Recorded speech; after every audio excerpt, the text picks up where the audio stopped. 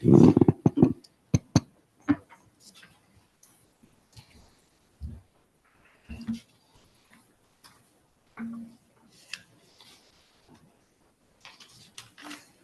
is there, a countdown clock or something? No, I'm waiting for it. She's just. Action.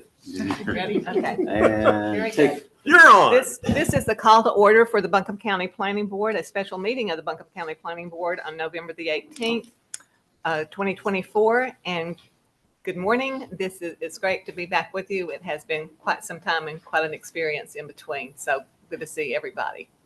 Are there any announcements from the staff this morning? Then I will read our conflict of interest statement according to statute 160D-109 for governing boards. A governing board member shall not vote on any legislative decision regarding a development regulation. Oh, excuse me, I am doing the wrong board. It's appointed boards that we are, not governing boards. It's been a while. Appointed boards. Members of appointed boards shall not vote on any advisory or legislative decision regarding a development regulation adopted pursuant to this chapter where the outcome of the matter being considered is reasonably likely to have a direct, substantial, and readily identifiable financial impact on the member.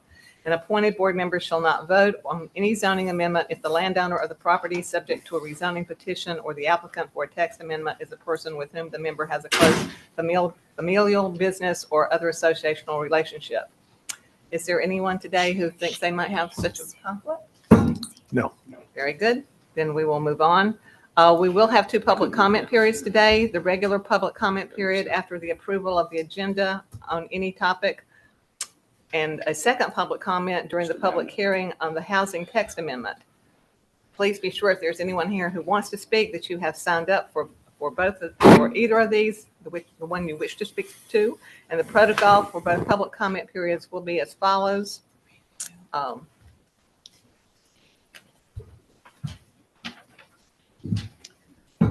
Basically, when you're taking the podium, please state your name and the general area where you live. The time limit for any individual or representative addressing the board shall be 3 minutes unless a majority of the board agrees to additional time. And there is a 4-minute limit, a 10-minute limit for people who were represented, which is represented by at least 4 people in the audience, may elect 1 representative to speak for 10 minutes. And each speaker during the public comment period shall be limited to one appearance at each regular meeting of the board. The board is not expected to comment on matters brought to the board during public comment. Any individual speaking during public comment shall only address the entire board, and any polling of the board is inappropriate for public comment. Persons addressing the board are expected to observe the decorum of the chamber, to be respectful of the board and the public. And the chairperson may rule out of order any comments made during this part of the agenda that are rude, inappropriate, or intended to harass any person or group of people, unless these measures are overruled by the board itself. What the chair says will apply. I think that covers that. Well said. Thank you. After so long. And next we have the roll call of board members. John Moore. Here. Carl Coon. Here. Tim Collins. Here. Nancy Waldrop. Here. Ken Con. here, Jay Marie. Here. And we now need to move to approve the agenda for today. Move to approve as written. second. All in favor, say aye. Aye. Any opposed? And we don't have any minutes for September today. Is that correct? Okay, very good. And now it's time for our general public comment. And again, if anyone wishes to make a comment, please state your name and the area of the county where you live.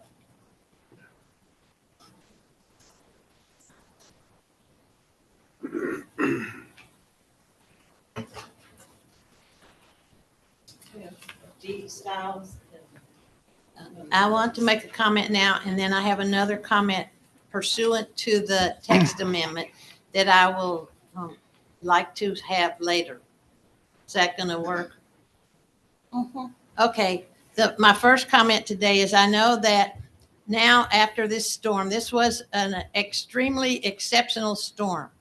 And I know that some things happened during this storm that wouldn't normally have happened during ordinary regular rainstorms.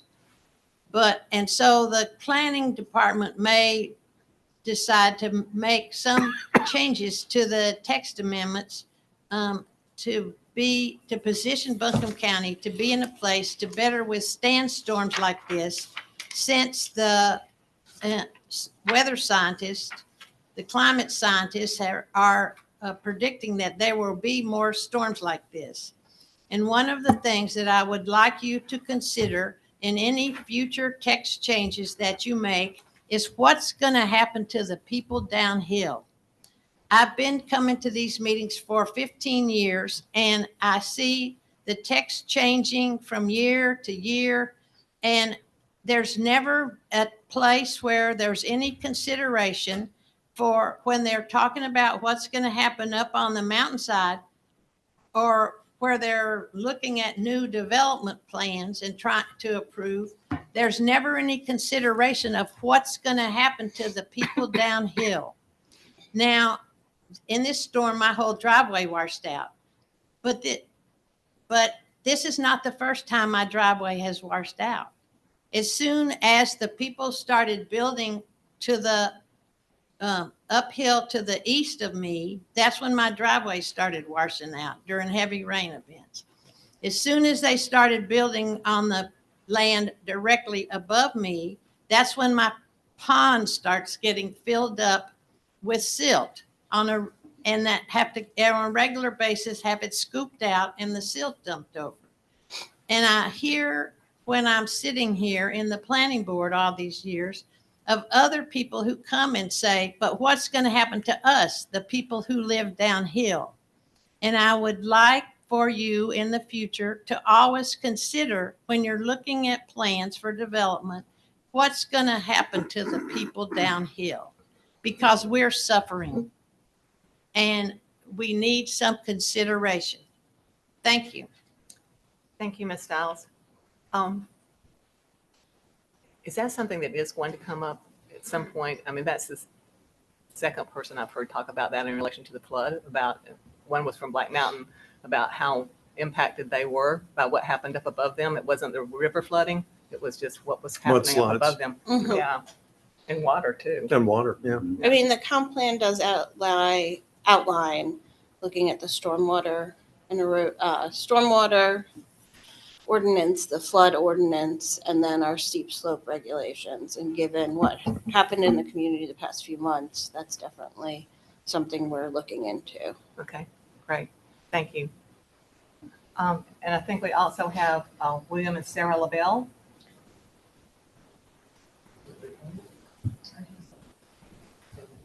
We don't have any comment.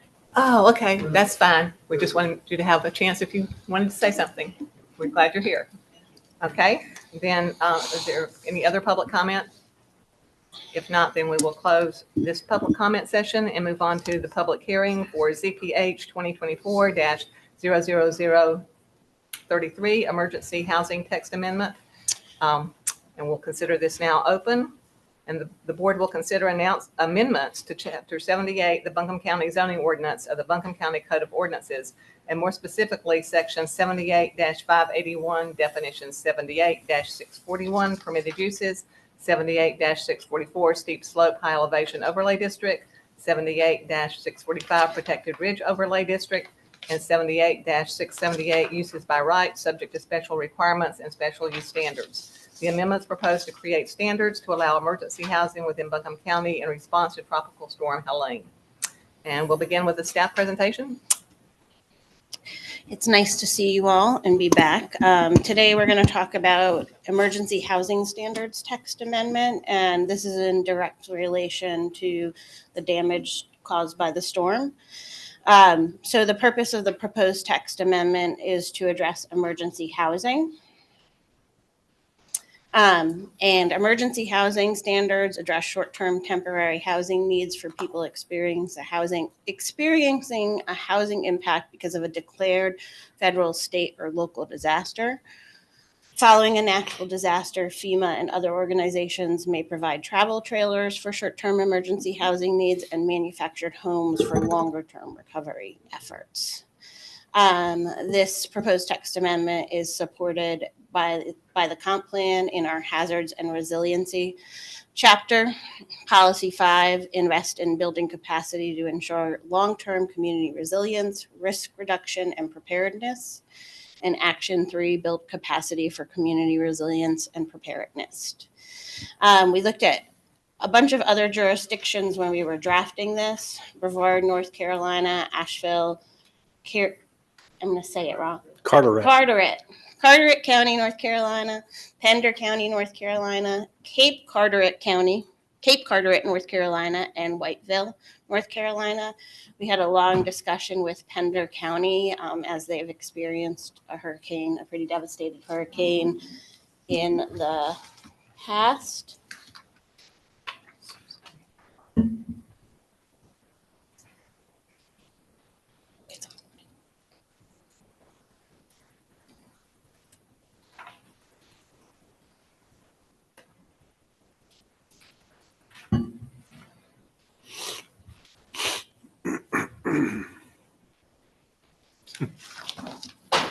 So should I do it without doing the?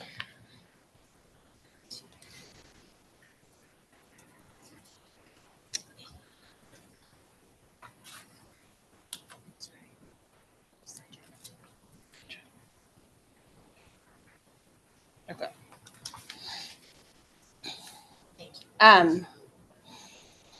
Going back to my last statement. What did you say?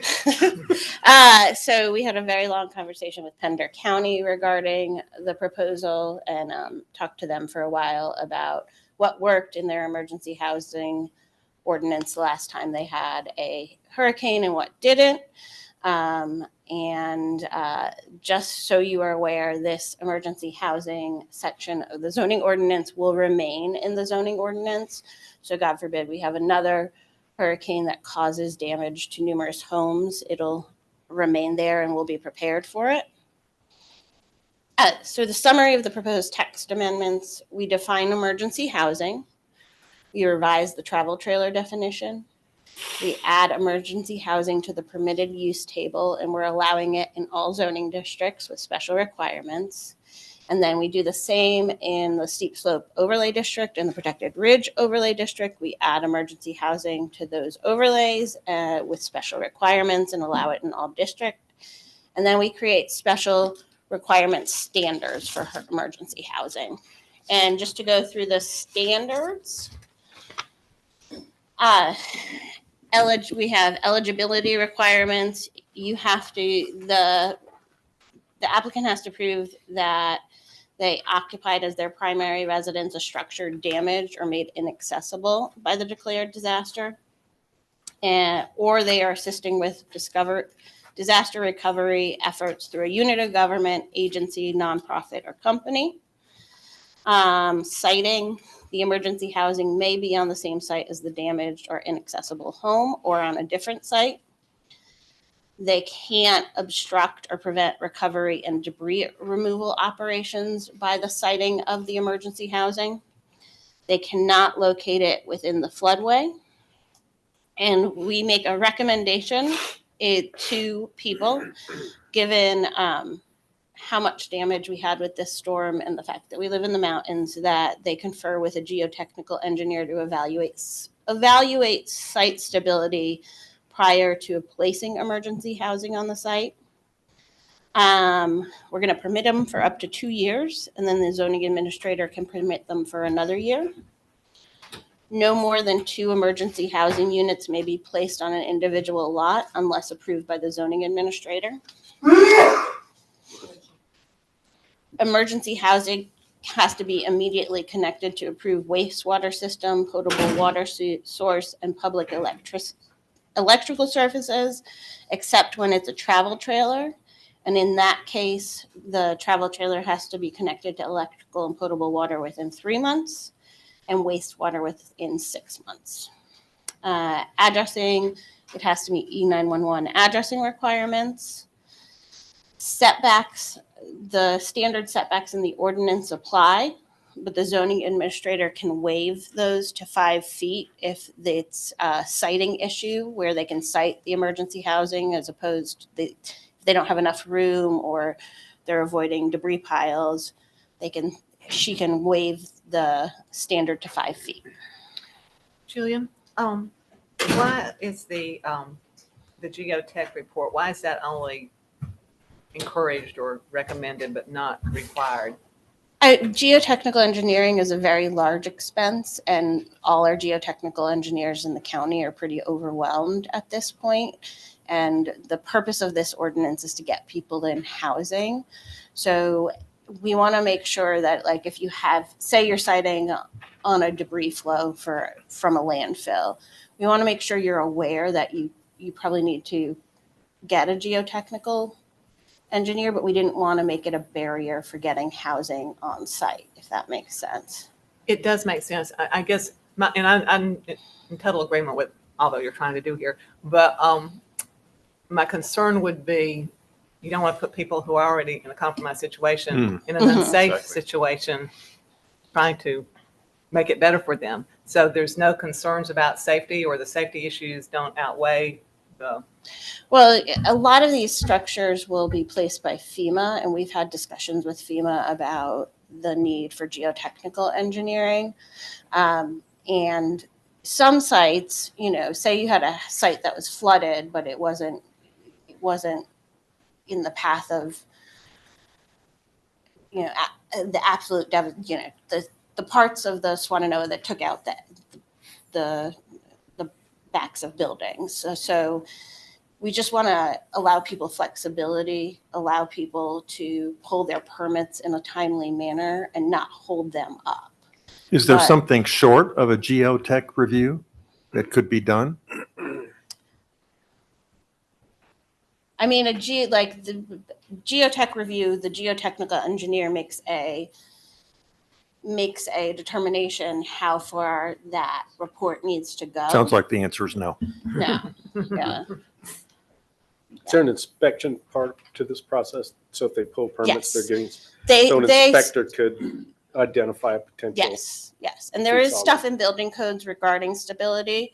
So building code still applies if it's a manufactured home, which is a type of home, which is a type of housing that FEMA uses for temporary housing.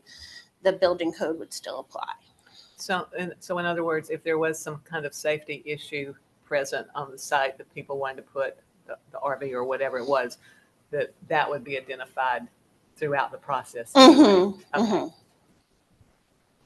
Okay. Access, spacing. No travel trailer shall be located less than 10 feet from another travel trailer. Access where 3 or more emergency housing units are placed on a single lot. The unit shall be accessed by a vehicular drive aisle on at least one side of the trailer with a minimum of 20 feet in width for 2-direction traffic, or a minimum in 12 feet of width for single direction traffic, or a minimum of 30 feet for 2-direction traffic that contains on-street parking. No parking shall be allowed within the vehicle drive aisle. Parking, the minimum required parking for emergency housing shall be 1 space per emergency housing temporary dwelling unit. Zoning administrator may reduce the required parking if the applicant can demonstrate that less than 1 space per temporary dwelling unit is sufficient. Waste management, the property owner or operator of group sites shall provide capacity for weekly accumulation of solid waste and recycling. And then overlay districts, the steep slope, high elevation overlay, and protected ridge overlay provisions apply to emergency housing except for tree screening standards, lot width standards, and overlay specific height standards. So what that is saying to our, given our discussion about geotech, is within the overlay districts, if you're citing a manufactured home for temporary housing, you'd still be required to get a geotechnical engineer in the overlay districts. So. And that is it. And I'll just open it up for any questions you have about the language itself. Just a general question. I feel like I missed something, and it's probably on me. At what point does a temporary structure become up for review? At what point does this elapse? Is this, So 2 years from the date of the event, but the zoning administrator can extend it for another year. So 3 years total. And Madam that's a Chair. reasonable amount of time to expect. Based on our discussions with Pender County, that's a reasonable amount of time. Okay. And this is enacted at the pull the trigger of the commissioners or of this board? Huh? Who pulls the trigger on this in an emergency? The commissioners or this board? So it's the declaration of the event that pulls the trigger. Gotcha. I had a couple of questions to go through with this, and I'll just sort of do them in order with my notes. So one of them was for the commercial districts where we're allowing this in, and I see that AI is entered, and that's the airport industrial district. Has any thought gone into just allowing those districts to essentially allow for emergency housing for those who you have sort of two categories? One is if your structure was damaged and you're going to use it as your primary residence. The second is you're helping a governmental agency with recovery. Just limiting the emergency housing to that second category for the commercial and industrial districts. So FEMA, lots of times, and FEMA has, have discussed this with FEMA and they've reviewed it. FEMA lots of times uses commercial parks for temporary housing. So that is why those are in there. And also you have to remember that the ordinance as it stands currently allows single family housing in all those districts except for AI. And so you could have a house that's zoned NS or a house that's zoned CS that was damaged where they need to put a temporary house on that property in order to repair their existing house. I didn't realize we were allowing residential structures in our commercial Yes, we are. designations. Okay.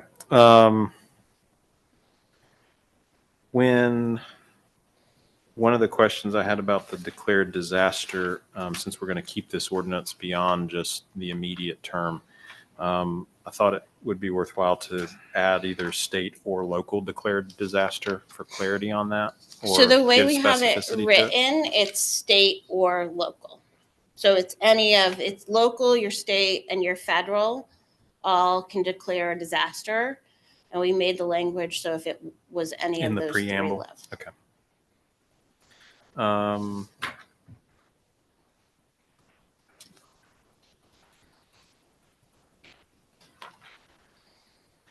The duration was something, some of the other communities I think had a 1 year initial term versus 2. And my questions about that relate to, I get that for some people this will be a very long process, but there is value also in making sure that folks have to check back in, because in some ways that can open up other resources that are available when they check back in, coming to the zoning or planning department, and they say, well, how could we assist with helping you move this further along?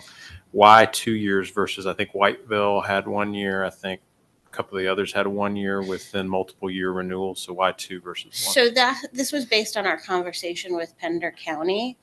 And I think they had originally had 18 months. And even they said that was too short an amount of time. You have to give people a little more time to get these things established and then keep them. And, some people will wait for FEMA aid. Some people, it's just a slow process. So, and given the scope of this event, we just feel like giving people a little more time and being generous was the right thing to do. And that another question I had about that is in this section for temporary use, but also the, I think, paragraph, excuse me, J, it allows for the zoning administrator to give exceptions, but it doesn't list the standard by which those exceptions would be evaluated, which typically can be problematic without giving any guidance. So what will those standards be for extensions, at least for time, but also related to the amount of parking, and then I think there was a setback requirement that could be waived in the zoning administrator's prerogative. I mean, any assumption in the zoning ordinance we have, it's sort of like court case. They present their case for why they can, and present evidence for why they should be waived from that standard. And the zoning administrator makes a determination. This one does have lots of zoning administrator, ability to waive things. But since this is temporary housing and it's based on a natural disaster, we just thought it was appropriate in this case. And we don't want, for example, the parking, if you can show that, you only need 10 parking spaces and you're required 20, and if you have 20, you're not going to be able to do the group site at your church, for example, then the main purpose of this section is the zoning ordinance is to house people after a disaster. So we want to make sure we're building in lots of flexibility to be able to do that. So, and I hear you on that, but there's also pretty good case law that says when you don't give a zoning administrator the standard by which to measure their decision, that's a problem. They don't get to have unfettered discretion to say, oh, well, I just feel like this is a good one over here, or this is a good one over there. So is it possible for what you just articulated to be inserted into this to say the decision will be based on A, B, and C, so that there is a clear standard? Because the way I could see this coming out is you have a piece of property where you have more than one of the trailers or the temporary housing going to be located. The neighbor does not like this, or they like it for the first 6 or 8 months, but they don't like it for a year, 18-month or 24-month or 36-month. And then they say, okay, well, how did you get this thing to begin with? And you have reduced parking as a result of it. And now people are parking on the road, and I want to challenge this thing. And then lo and behold, they got a waiver, but there's no way to determine whether that waiver was properly granted or not because there's no standard. So as I stated before, when we do a waiver or we do a variation in the zoning ordinance from the zoning administrator, we have them provide their reasoning for that variation, and then the zoning administrator provides a response with which details why she outlined that variation, or allowed that variation. So, and the legal department I think this is a legal department kind of question. It's kind of a chicken, what comes first, the chicken or the egg type question, because it's my understanding that we're only going to be granting extensions after that 2-year period. So those would be above and beyond those things. And I think it would be difficult for us to specifically outline what those conditions are, because how I'm viewing it at least would be is that the zoning administrator, based on the facts and conditions of the situation, would say, I'm going to extend this temporary housing for another 6 months. If somebody then disagrees with that zoning decision, then they could appeal that zoning decision up to the Board of Adjustments. And I guess where I would have some trouble with is trying to get some black and white, or trying to figure out when you would extend something and when you would not, because we're really dealing with kind of a unique situation. And so I understand where you're coming from, John, and I completely agree. And if you all have any suggestions. So I've got a couple for this. So one for the extension, it could be if you're needing additional time to repair the structure, for example, category 1. This is for people whose primary structure was damaged or destroyed as a result of it. If you are needing additional time tied back to the destruction or damage that was caused by the declaration, the declaration, that could be a standard. You don't have to make it every situation in a numbered list, but you can list 2 or 3 and then say, and other similar circumstances. And then that at least gives a baseline standard for someone to look at and say, okay, it falls into one of these buckets and it becomes more protective. I support all of the exceptions. What I'm worried about is the neighbor who comes up, and the same thing for the parking. Exceptions may be granted upon the demonstration of sufficient facts to establish that the complete parking requirement would be excessive in light of the conditions on the ground. or something similar like that. I just, it may never come up, but if you don't provide a standard, I think there's very clear guidance that says No, that's a problem. I don't necessarily have a problem with that. I think we can work on trying to do that, but it's kind of, once again, going to get down to being a case by case situation, Agreed. especially like a parking situation or something like that. I mean, that's going to get really murky, but Our community has become more and more litigious Oh, with neighbors who don't like what other neighbors are doing. And so I am suggesting this not because I want to limit the flexibility, but because I think it should be I get very it. well grounded so that wealthy neighbor who's tired of the 24 FEMA trailers next door doesn't point. come in and create a problem for them. But just to know what Kurt said, if they have a problem with this zoning, and this would be any zoning administrator interpretation, their first step is the Board of Adjustment. no. What I I'm agree. saying is when they go to the Board of Adjustment and they pull up the case that says with no standard, your zoning determination is invalid, I think They John's just wanting to have something that the zoning administrator can hang their hat on to his or her say, hat here is the on. standard with Yeah. which I picked to justify my decision. And That's that is a really wise. rational decision based on the standards that were given to me by the county commissioners. So I think y'all would do better well to draft that language instead of wordsmithing it today. But I think anytime you have a zoning administrative decision that's not grounded by some standard that someone can look at, it But- poses a problem. Here's the $50,000 question: is today we are hoping to get this I'm not going to ordinance. hold it up to today. I'm just pointing out between today and when it goes to the commission. Well, it's going to the commissioners tomorrow. So I've I shared guess, it.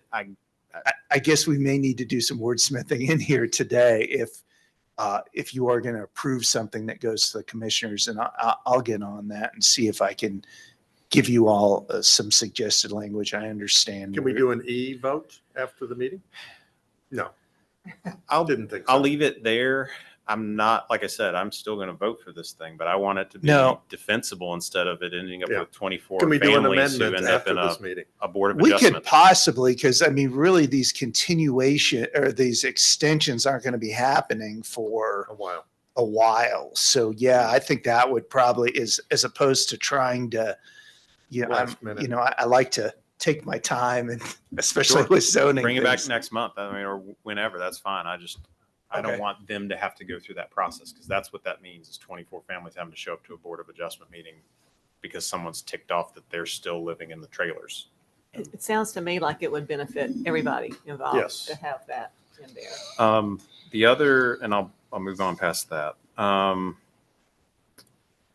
Utilities, I noticed that we have wastewater system, potable water system, and public electrical system. If someone were running with an RV, a private electrical system, like a solar or a self-contained system, is that going to pose a problem? Except where the unit is a travel trailer, in which case it shall be connected within the following time limits. And And- we've checked with City of Asheville and MSD regarding if that would be a possibility, and they have both told us that is to connect those RVs into the public system. To a public system. My question is, what if they have their own private system that doesn't connect to the public? Does the So word we- public So, prevent that from being used because I've got solar on the top of the RV and I don't connect to anything? so we are saying you can do that for 3 months, and then it has to be connected to the electrical system. I guess that might be something I would propose changing is to say, I think a private system, why do you have to, if you have a self-contained RV Right. that doesn't have to plug into the public system and serves the same electrical needs as you need with the public, why do we care if it's public or private? That's my feedback on that, particularly if they have an issue. I I don't mean, know. I will say that the majority of RVs we get do connect to the electrical system. But they through don't have to, power pole. is the point. I mean, it's becoming more and more frequent where they don't, Off the grid. off-grid campers and. And we've run into that issue not only with RVs, but just with homes. And I think that I guess what we could possibly put in there, and let me know if this might be something, is that any, off-grid needs to comply with the North Carolina Building and Electric Code. That to me Sure. is my There's a lot big, of homes during the hurricane that had power because they had a battery wall. I was one of them. I mean, Me Sure. too. sure. Well, I completely understand that. And as long as those generators and things like that are, Battery wall, not a generator. okay. Anyway, same thing applies. I'm happy for that to come back up if we're going to talk about the standard in December, because again, I'm not trying to have us spend time today, but if we're going to go through it and look at the components, I just wanted to note it. And I It's think a new that's- world. You don't need to be connected to the grid. Well, I get that, but also people use that as an excuse not to comply with the building code. So we need to be Yeah, you have very to comply careful with the code, of about, course. Which is where my next question was going to About- go about existing non-compliant lots who have campers and RVs on them in a way that is violative of your current standards, being able to bootstrap onto this. if you are in illegal use, You can't become legal. you cannot somehow become a legal use. So we do have numerous, and I I am mean aware. numerous, and I'm sure you probably are aware of that in I am. Madison County, you probably have the same problem, but a lot of people living in that. So no, that would not, if you have an existing use that is in violation of the ordinance, you cannot get temporary housing unless your home was damaged from the natural disaster. Or you're assisting a governmental body. Right. I'm fine enough with the gray area on that one, because I think the person who says, okay, I'm in an illegal use, but now I'm going to start volunteering in order to make my illegal use workable is going to be a very, very small group of people, if any. And that may be something that, I mean, it's difficult enough to enforce. And Agreed. that's something that we're trying, that we want to not, we don't want this emergency ordinance change to also be a referendum about travel trailers, RVs, and other Mhm. Yep. temporary type housing in the county from like a normal Yep. zoning. We need to come back with that. I think A with new this source is, of STRs, huh? a source of additional short-term rentals. Yes, you're glamping. You're Well, that glamping was sites. another, No, that was but another one of my questions is this does not, technically this requires someone whose home was damaged to use it as their primary residence. And so I think that covers the possibility that they start renting it out on a period of time, because then you're not using it as your primary residence. So I think that covers that. Theoretically, the person who's helping could maybe rent out while they're simultaneously helping, because it doesn't require they be using it as their primary residence while they're helping out the government entity. But I think it's also probably, let's not worry about that. But I think we're not trying to open a box to no, Tim's and point. also I think people need to be aware that, most people don't want to plop a park model mobile home on their property for only 2 years. Yep. So most of these uses, the idea is that these emergency uses are for a temporary period, Exactly. not basically to be able to have a permanent park model home on your property, when in the past you weren't able to do that. My last question was paragraph L with the overlay district and the lot width standards. So I totally understand why the tree screening standards would go away and the height restrictions could go away depending on what came out there. My question was with how, if the lot's going to be the same pre-storm as post-storm, lot lines are where they are, why would we waive the lot width standards? So if you have to think that we have lots of existing non-conforming lots in the protected ridge overlay. And again, it's allowing that flexibility for the best placement of the structure. So you might have a house on a protected ridge lot, and the only place to put a mobile home, it pops them over that 30% standard.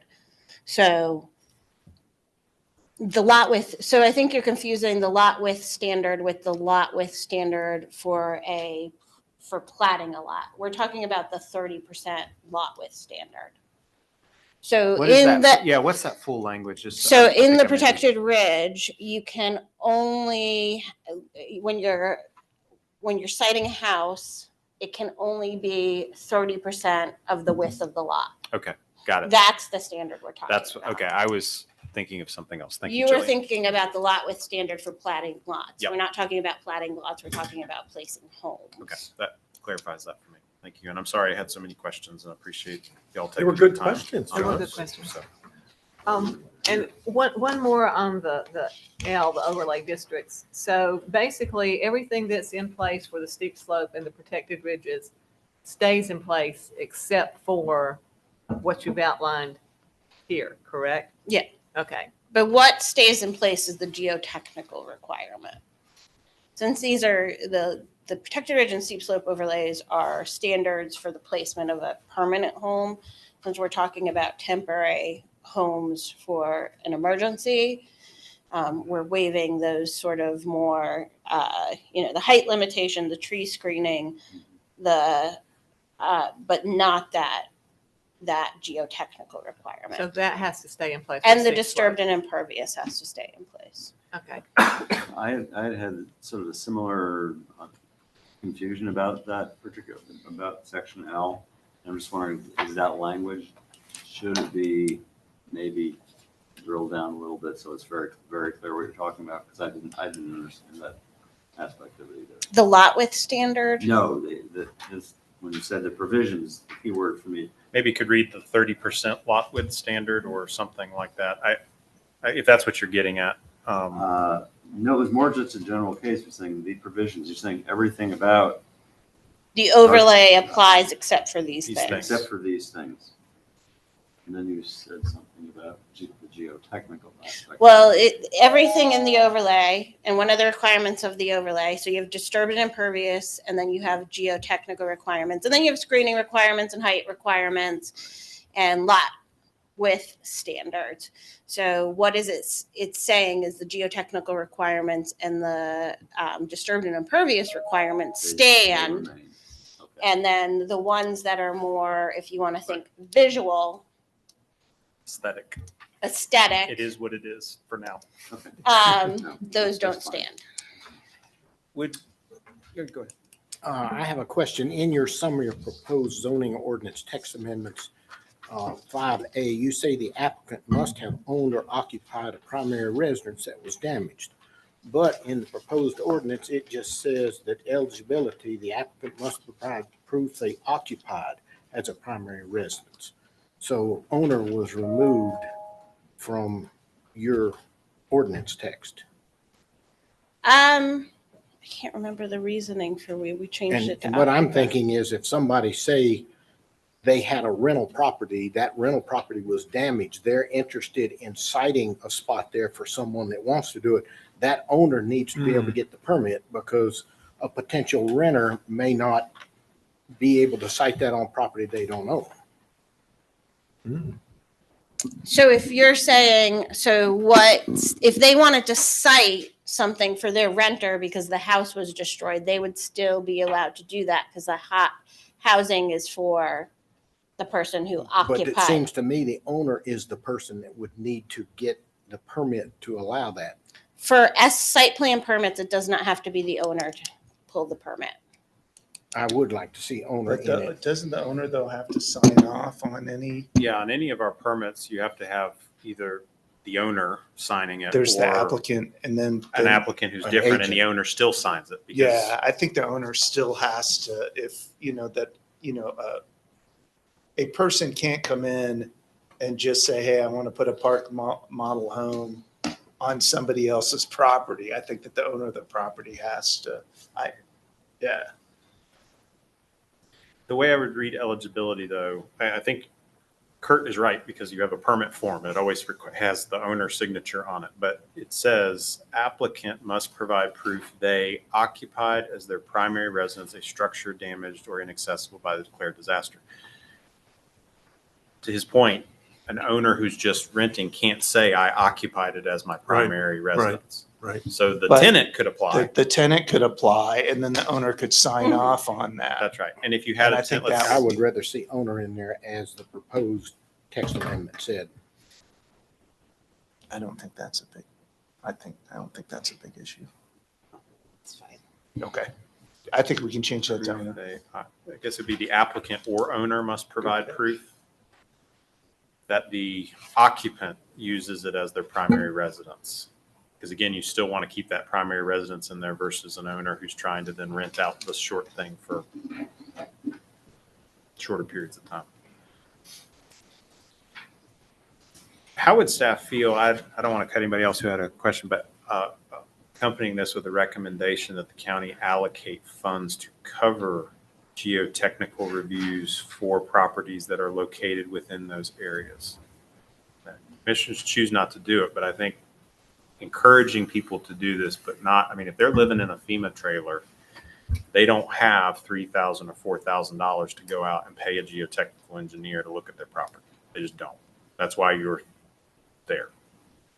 So, I mean, we have had discussions with FEMA about about geotechnical engineering and the need for it in the mountains, and we've provided them examples of geotechnical reports that we get for structures, and they have been very receptive to that and to making sure that that is built into their process. I'll make the motion to approve this in general. I know we'll have more conversation, but I would probably want to include something like that that encourages the commissioners to either make resources available or allocate funds to cover that kind of review. Because I just think most people, they'll see that and they'll say, was it a requirement? You'll say no, and then they'll say next. Mm-hmm. And unless we're going to help people with it, it's just not going to get done. And I'm more concerned about the steep slope areas than I am the areas that were heavily flooded. But it's a requirement for the steep slope areas, right? That they Yes. have it. So whether they have the money or not, this requirement's still there. Mhm. So, and if that is the case, which I don't disagree with, where do they come up with the money? And I should have been clear. I was using steep slopes more in the generic sense than the steep slope overlay Okay. district. Like you can have areas that are below a certain area that are still steep, but don't fall into the steep slope overlay district, which is above a certain elevation.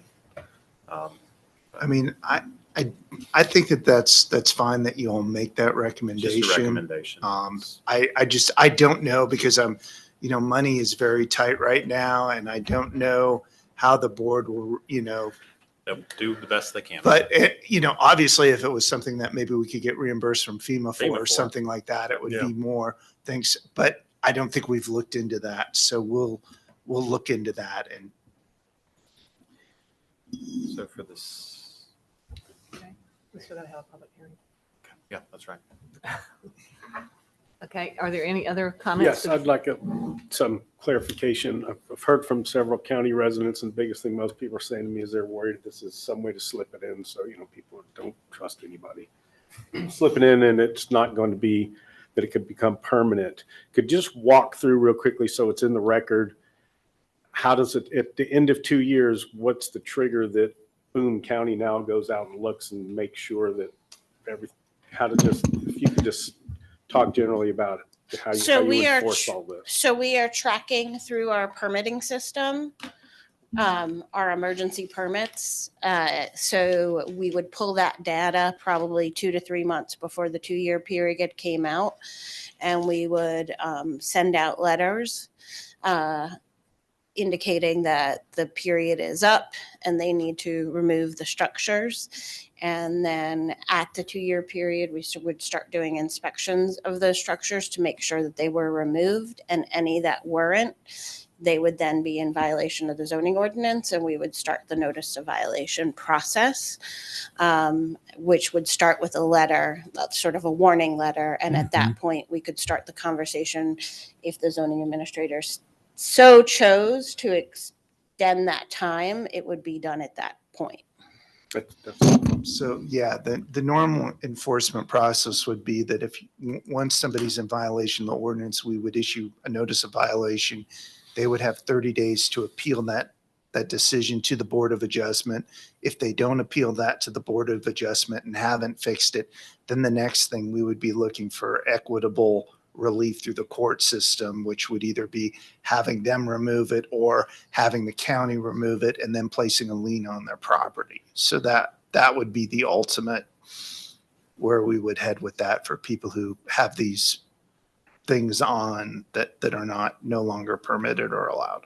That's very helpful. And just to be clear, everybody's date starts on the same day, the day it was Yes. declared a disaster. Yes, The 2-year window starts not when you apply, because I know there's some question about that from some yes. people It as it starts on the date of the declared disaster, so Perfect. Where is that in there? 27th. it's 27th. Then where is that starting? Because you're applying for a permit, so how would it not go from the date the permit is applied for? Is it?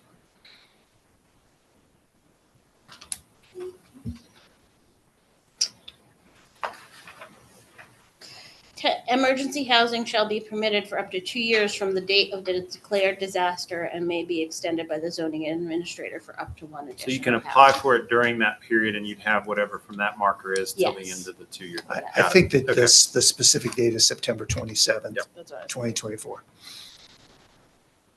And I assume we wouldn't start with an NOV. We would start by sending a letter long in advance of the Yes. 2 years to say, hey, Yes. your 2 years is coming up. You may want to reapply, right? Yes. Okay. And we probably wouldn't, when we got past the 2 years, we probably wouldn't send NOVs at that point. We would probably send another warning letter. Okay. Giving them a period of time and then the NOV. I know we'll get to that down the road, but it might be, I know I've seen the typical letters, but maybe in these letters offering, please feel free to contact Pisco Legal Services or another, something like that can help people understand what their rights would be, because 30 days is a pretty short period of time for folks who, Mm-hmm. We usually say that you have 30 days to appeal this to the Board of Adjustment. I know that's already in there, but No, I providing get them a it. resource in this context might be helpful. I think the last thing the county wants to do. do That's right. is get into a mass enforcement issue, especially when we may be on the hook for having to pay for removing all these items. So anything that we can do, I mean, that's just in general with Yeah. any zoning enforcement. If we can get voluntary compliance, we're going to take it. And we're going to do everything to try to get voluntary compliance. Can I just ask clarification, because what I heard there, I don't see. I see that you have 2 years to apply. So Right. emergency housing it's C under the standards. Emergency housing shall be permitted up to 2 years from the date of the declared disaster. Right, but if it takes me 6 months to actually file my application, I don't, Then you have I only have a a year year. and a half. You have a year and a half. So you don't have 2 years from the date of your permit. You don't have two No. years from the date of your Okay. permit. You have 2 years from the date of the disaster. with the flexibility of a year, which Okay. helps Yes. out Yes. people who are a little bit. How has Pender County found the back end to be? As far as I'm they just are asking, like, there'll be people who won't make it to the 3 who we years. have talked to, and this is just sort of standard for these type of disasters. It takes a while for some people to get their properties, get their temporary housing off their properties. And that was one of the reasoning for allowing 2 years as opposed to 12 months or 18 months. Yeah, I get it. I guess what I was asking, have they seen that people are reaching the end of the 3 years and they're having to Yes. take enforcement actions, and how Yes. prevalent is that? I don't think it's a massive quantity of them, but they are working with some people Okay. to get to the end of the process. And that is how we would look at it from an enforcement end, is working with you to get to the end of the process and get that temporary housing removed, like Kurt said. Thank you. One other quick thing is when we were talking about standards earlier, what constitutes proof that my house was damaged by the storm and not from something else? So we actually have aerials from the post-storm. Sure. So we have those aerials. We also have the building permits damage assessment. So if you come in and say my house was damaged and it's not livable, I can actually. So we actually have aerial. Sorry. So I can actually look up that damage assessment that the building permits department did and know if you're telling the truth or not. And then they could also produce their own evidence that would show. Yes. Yes. Yes. Here's So it's this, case that, by and the case other. evidential, whatever. Yes, case person by brings. case evidential, but we Gotcha. have those two things. If it's their own evidence, it might be a Video picture of the hole in the side of the mhm, house. and- Yeah. or something like Yep. that. Are there any other questions at this point? If not, we'll have a public hearing and then we can come back for further discussion if wanted. Ready for public hearing? Yes. Okay, if there is any. All right, then we will now open it up to more public comments. Is there anyone that wanted to make a public comment about this is a zoning issue?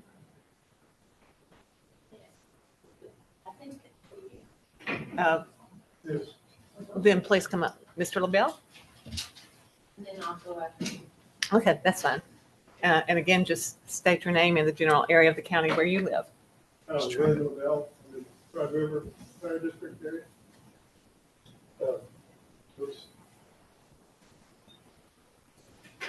William LaBelle, Broad River Fire District area. And I've listened to what you're saying here, and maybe clarify some of your questions too. The RV problem is waste, okay? The waste dump. They have self-contained containers, but those have to be dumped on a regular basis if there's no septic plug-in, for instance, or a public sewer. In my area, it's all septic, so we're going to deal with that. The extension part, that's my big concern. How they're going to use, and you know, people violate the rules. They find a hole to dump it in. We don't want that to happen, right? So that's probably where I need to clarify the RV connection points and all that stuff. And some of these places, especially out by my area, there is no public services as far as that goes. If the land already has the house, depending on where the septic tank is, they can plug into their house septic tank while the house is being rebuilt, stuff like that. But I do see a problem with the waste problem with the RVs. Okay, that's where the electrical, no big deal. They can use solar to power their electrical. They have battery systems on their RVs to power it, and then use solar to recharge the batteries, things like that. I've seen that, you know, around in my community. So that's not a big issue. It's the waste. Okay. And the extension part of it, when you're talking about extending the 2 years, there should be some kind of proof that they got a contractor working to finish up their home or whatever it is that they need to stay. That's the enforcement part that you probably can come into. I need an extension. My contractor says I'm going to be done in 6 months. Let's be on the 2-year rate. I think, I don't know if you can clarify the language like that somehow, but that's what I see in that. That's my comments. Thank you. Yes, thank you very much. Ms. Stiles?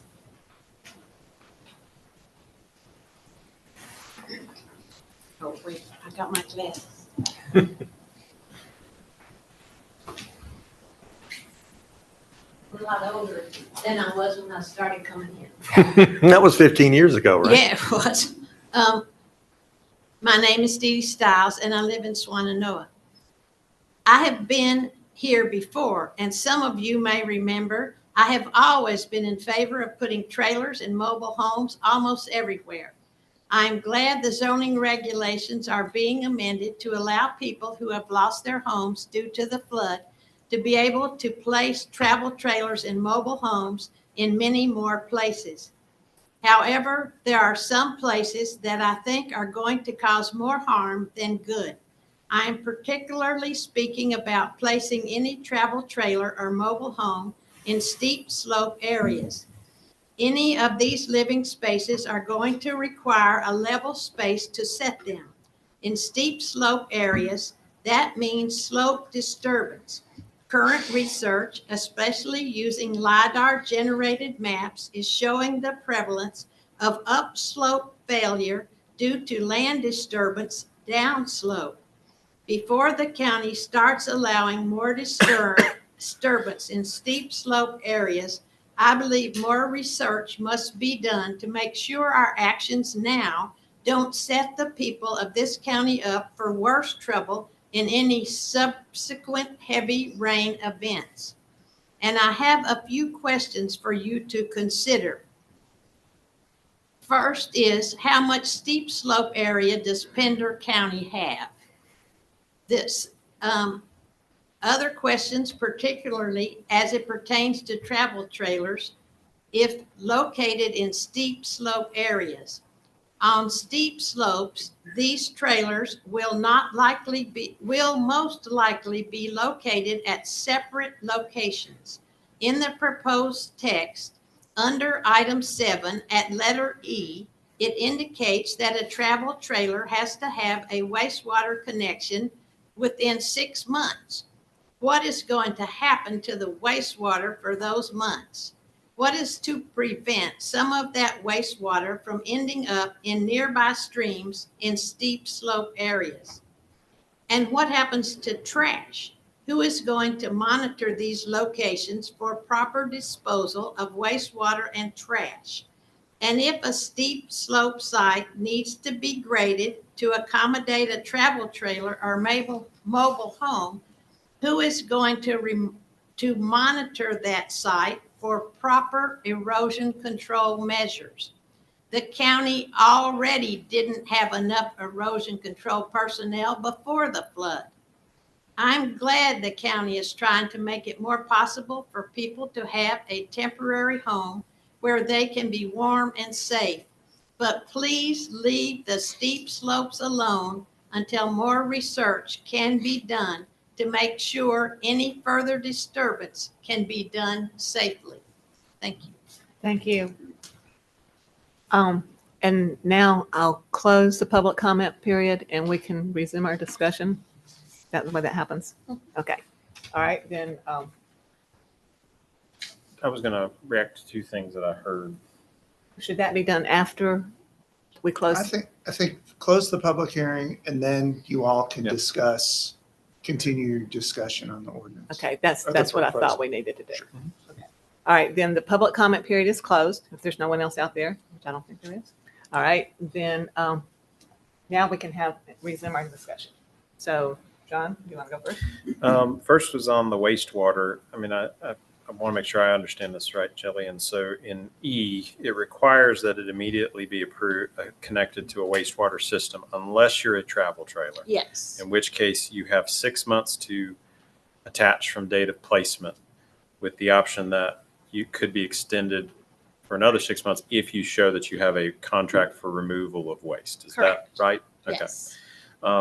Is there any reason why we picked, and I think it's a real concern with a travel trailer. I mean, gray water, not even getting to the, raw sewage type thing. I mean, you don't have a way to put it into your septic system. Your option is to either cart it out or to pay someone to come pick it up. Do we really want to give 6 months in that situation where it theoretically could be straight piped? And even in that situation, environmental health could be called out to Yes. deal with the situation. But is that how we want to deal with this versus like 3 months or And something like If that? 3 months, if 3 months is more, if you guys think 3 months would be fine, that would be fine. I guess we just would really want to encourage people to be able to deal with their waste as soon Well, as as an possible. RV owner, I would say 3 months, 6 months doesn't make a bit of difference because you're going to have to dump on day 2 or 3. Oh, I agree. I mean, I Yeah. think the reality is we're almost baking in here that for a certain period of time, people are going to be potentially disposing of waste in a less than optimal. And a lot of them are Way. trailers that or RVs you park and stabilize. They're not motor homes, motor RVs. And we're going to break down camp every 2 days. And I mean, it's certainly something, I'm glad they brought it up, certainly something to think about. Yeah.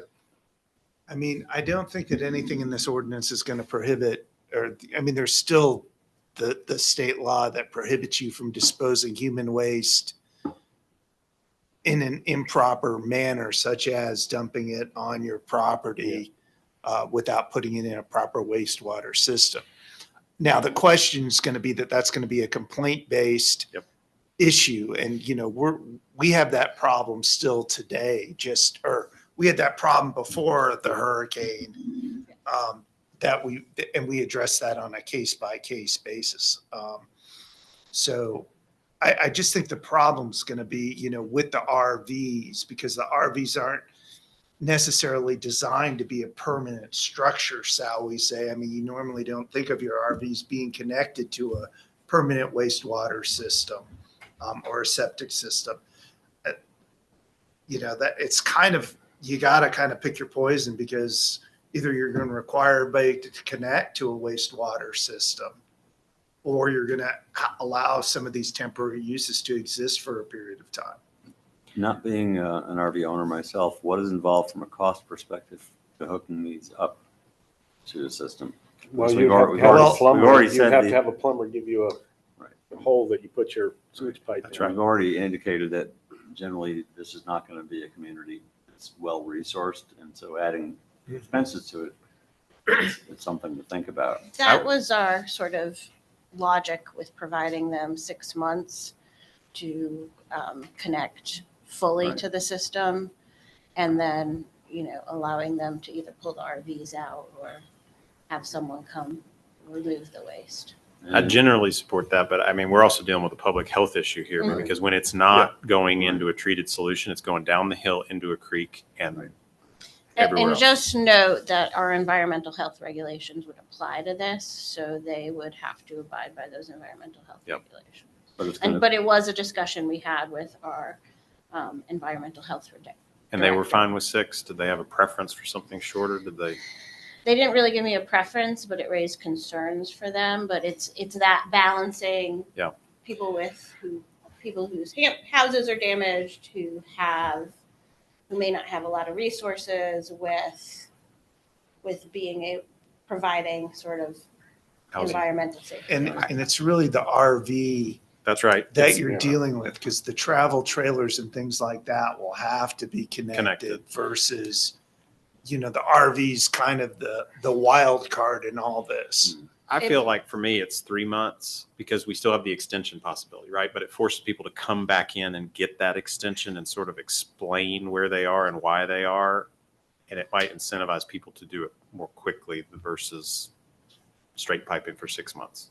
can I ask naively, is there any sort of remedy available that FEMA might be in a position to provide in terms of treatment, like short-term treatment? I don't know what that would look like. Like I said, I don't own one of these, but I just wonder if there's some technology that is not terribly expensive that could be part of what FEMA does. I mean, I know that FEMA has actually put in septic systems when they're dealing with, large, like kind of, like camps more or less. They will improve the property and put in a septic system, or they will make improvements to the property to do that. I think the issue you're going to have is individual lots Mhm. with RVs. And I think the first question will be does that lot have a valid wastewater set? And it should, since There's a there was a primary. permanent Yeah. residence. So Right. really, we should be on the lookout for RVs on lots that don't have any septic systems. Those are the things that we should be flagging. But that's going to be more of a complaint than an active enforcement problem. I mean, you already have that issue out there. Could you make it to where they have to demonstrate proof of compliance by the deadline?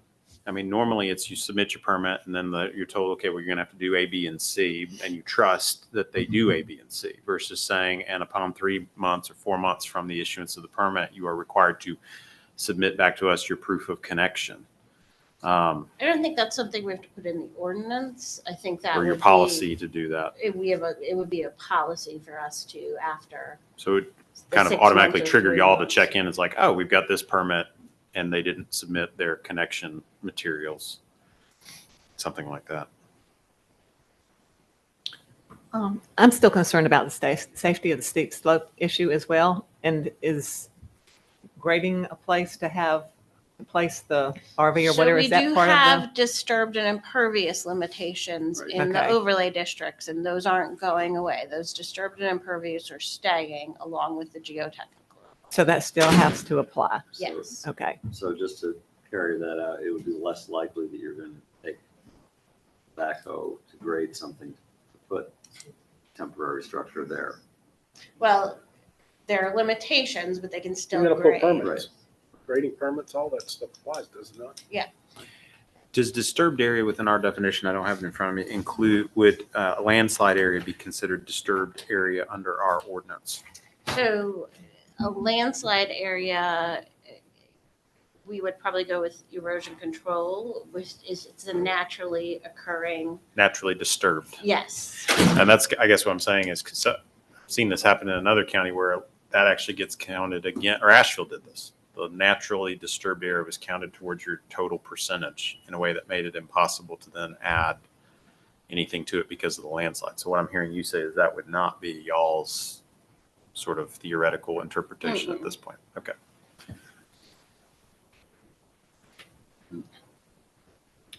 Okay, so the big change that I'm hearing is we want 3 months on the sewage issue instead of 6 months. Is that what we're all thinking? That was just mine. I don't know what No, others. it's Well, worth and it. that's the question I'm asking. Yeah. Do people agree with That's that? worth it. For a shorter period of time, I mean, I think the Well, right RV now is it's the real 6 issue. and you can extend it for another 6. So Right. do you want to go 3 and extend it for another 3? All right, if you're in favor of going for 3 and then extending it for another 3, raise your hand or say aye. For that, well, what? I'll make that motion and then let's see if Okay. anybody wants to second it. And I'll make that motion, 3 and 3. And so we've had a motion and a second. All right, all in favor say aye. You might Aye. want to wait until Tim Let's- Oh, comes till Tim back. goes back. Yeah. 'cause we Or don't have a discussion quorum. on that. Because Tim's going to count it as a vote in favor. Because he wasn't excused. So. Does staff have any concern, while we're waiting for Tim, concerns about a 3 and 3? If the extension was for 6 months, we're trying to get people to do it quicker. I mean, the 6 months is with proof of a contract to remove waste. So if you're taking out the environmental health risk with that proof of a contract to remove waste. I agree. I almost like it, for me, is if you have proof of a contract to remove the waste, I'm kind of comfortable with that going on for the duration of the permit. Because you're taking care of the waste. You've done it through contract versus putting it in a pipe that goes to your septic or your sewer system. But y'all put that in there and I want to be respectful of the reasons for that. Would you rather see something that says that you have 3 months to prove your connection to a wastewater system or provide a copy of a Or contract contract to do- for the disposal of the of the waste. waste? I'd be fine No, with that sounds that. great. And no extension. It's you're going to get it taken care of within 3 months, one way or the other. Does that make sense? So I would read it as within 3 months from the date of the placement with the option of the zoning and 3 months there. And then I guess it'd then be or provide proof of contract waste removal For the duration? for the duration of the permit With no extension? with no extension. You're either doing it in 3 months or you've got a contract to take care of your waste. Yeah, now we're forcing them to, Mhm.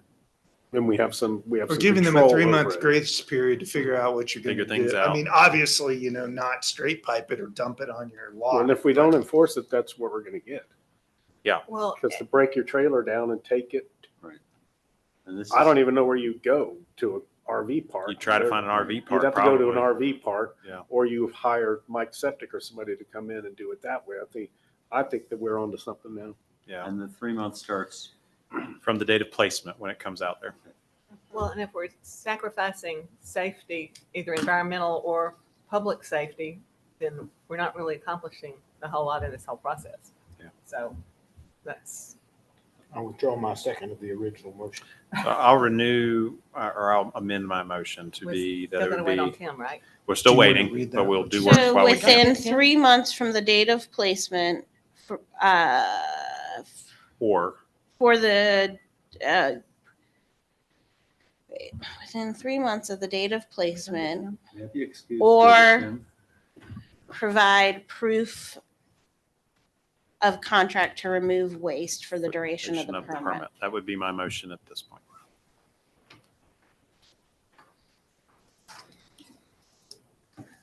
We're trying to get Tim.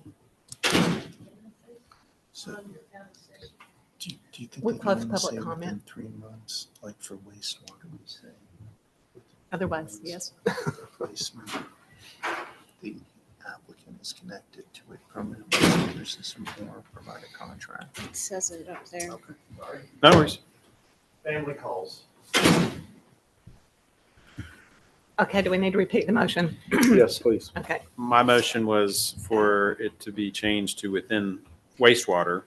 This is E2, within 3 months from the date of placement, or upon proof of contract to remove waste for the duration of the permit period. So there'd need to be a second for that. okay. So we have a motion and a second. All those in favor say aye. Aye. Any opposed? That motion passes. Okay, I guess at this point, I would make a motion to approve the proposed amendments as modified. And just, can we go over the modifications? 7A under eligibility, applicant or owner. And that needs to read owned or occupied as a primary residence, which is what your summary said.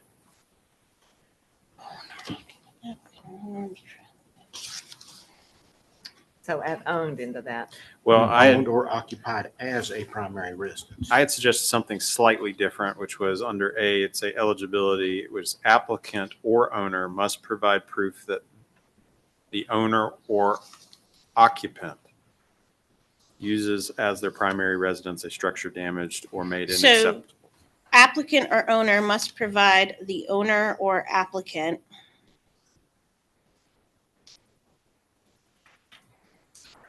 In order to maintain that whoever's applying has to use it as their primary residence.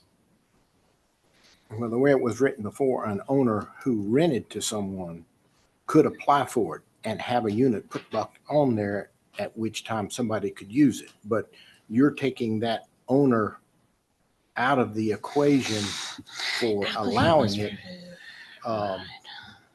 because it may not be the same tenant that goes back on there. And if it was a new tenant, they would be the new occupant. That's why I was adding it that way, that it's the owner or the occupant can apply. So what was your language? Applicant or owner must provide proof that they, as their primary resident, that they occupy as their primary residence a structure damaged or made inaccessible by the declared disaster. So the owner can do it if it's their primary residence, or the occupant, which could be a tenant or somebody else, can do it. But either way, they can apply. I want the owner to be able to apply for the permit and it be a rental and not be a primary residence for them. Are I you think- okay with shouldn't it the being owner a have to? primary? The owner has to sign Shouldn't the off owner anyway. have to do this, not an applicant, Well, I think where, an occupant? I think where Mr. Kuhn is coming is he is wanting the owner to be able to put a temporary structure on their property. That he where doesn't they're live able in. to, where his primary structure was or his or her primary structure was damaged. You want them to be able to place a temporary structure that they could theoretically rent out. To To- someone that, Does it have to be to somebody who has been displaced from the storm? I would think that would be the idea. It would be someone, but you know, you may have somebody with a rental property. It's got an active septic on it. They're wanting to get people back on there that are in need. And I think the owner should be able to go and apply for that and it not be somebody that necessarily lived on that lot prior to that. I just. We want- agree. I'm not disagreeing Yes. with that at all. All I'm saying is I think it needs to be abundantly clear that whoever, whether it's the owner or the new occupant or the old occupant, they have to be using it as their primary residence so that you don't have short-term rental issues. pop up. So can I just read this? Okay, eligibility, applicant or owner must provide proof that a structure occupied as a primary residence damaged or made inaccessible by the declared disaster or are assisting with disaster recovery efforts through a unit of government agency, nonprofit, or company. So eligibility, applicant or owner must provide proof that a structure occupied as a primary residence damaged or made inaccessible by the declared disaster or are assisting with disaster recovery efforts through a unit of government That agency, works for me nonprofit, or because company. that's tied to the structure. I'm Yeah. good with that. So that is change number one. And then number 2 would be within 3 months from the date of placement or proof of contract to remove waste or proof of contract to remove waste duration of the permit, and that is wastewater under utilities. To add it to the, so those would be so my motion would be to approve as modified, as Jillian just read, with the request that staff would bring back standards for zoning For administrator temporary use, for extending the exceptions. temporary use permit. In December or something like And then that. do you also want to add that the county somehow provide funding for, I was going to say a recommendation that they provide funding for those who are in either steep slope or heavily flooded, whatever that term was. John, just one thing that Damaged maybe flood that might work is that if for the geotechnical review, that if that you ask that the county provide funding for people who are low or moderate income, because that's really where Yep. the county has the authority Yep. to kind of provide money. We can't just, more or Yep. less give. So I would say that if you're going to go that route, just say something and include low, moderate income, which is defined as 80% AMI, which is the average medium income according to HUD. So the recommendation would be to provide either technical assistance or funding to secure geotechnical engineering review for those of low or moderate income who are looking to place temporary structures within landslide or heavily damaged flood areas. So that was a motion, right? That's my motion. I second. All in favor of that motion, say aye. Aye. Any opposed? And that motion also passes. You got all that, Terry? All right, so is there anything else we need to take care of? There was nothing else advertised in the special meeting, so even if there was, we couldn't do it. Okay. Are Very we good. going to meet, are Very we good. going to meet in December or? Yes. But are we going to be treating it as a special meeting again? I don't Because think so. Because basically the board or the clerk to the board has canceled all board meetings. The only board meetings that we're holding are those Special. basically on a special meeting. I do not know when we go back to the regular meeting schedule, whether that is January 1st or not. Okay. We will let you know one way or the other. That's what I was trying to get a sense of. This And would if we also knew apply if to- there was anything to do in December. So yet. December, we do have a rezoning request. Oh, that's right. Sorry. So we will, if it has to be a special meeting, we'll advertise it as a special meeting, but we do need to have that hearing. Should I go ahead and sign off on that now, just in case? The special meeting, I don't have it written up, so. And This would also apply to the ad hoc committee, right? Oh, what with the STR? yes, Yeah. I'm not sure when that's going to get back. Definitely not before January, it sounds like. Yeah, most definitely. Move to adjourn. Second. Hold on. Terry had has something. something. I just want to make sure that if you park in the deck, see me for a pass to get out. If you park in the deck. But this is now our parking pass. That'll be for when you park back here regularly Yeah. every month. So nobody tows your car away. They're being real strict on that. So we don't have to worry about dates on this one, right? I didn't. Nice. Nobody. really. Thank you, Terry. There's a motion on the floor to adjourn. Yes, so all in favor?